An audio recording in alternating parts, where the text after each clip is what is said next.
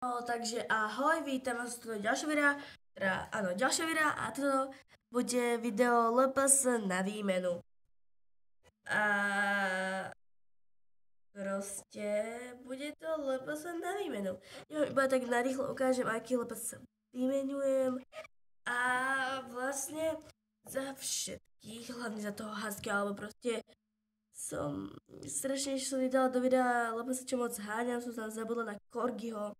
Proste hociakého Corgiho, mi bolo úplne jedno akého Corgiho. Ja proste strašne moc háňam Corgiho. Takže prosím, rešpektujte to a ja vám teraz idem ukázať LPS, čo vymením. A za Corgiho by som vymenila určite aj nejakých vzácnejších. Prepáčte, to bol Viper.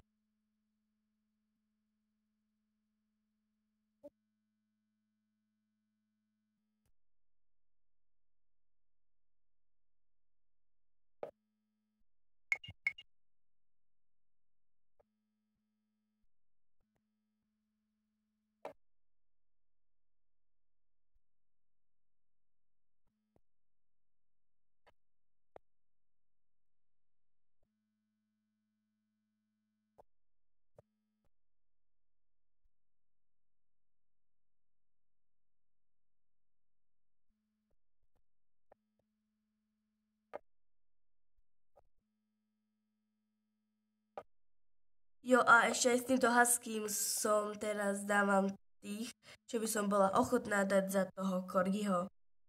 Alebo za tých vzácnejších LPS.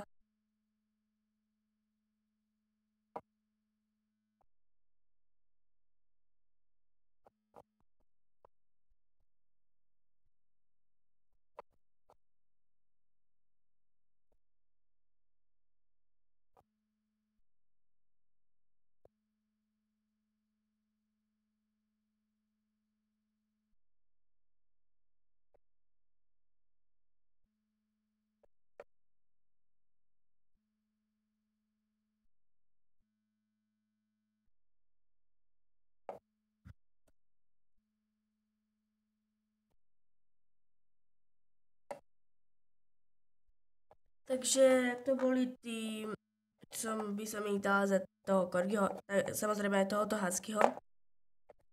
Za toho Corgiho, alebo za tých vzácnejších LPS, ktorých som mala hentam.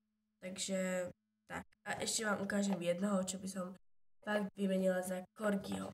Alebo proste za tých, čo zháňam. Proste moc by som to za toho Corgiho chcela vymeniť.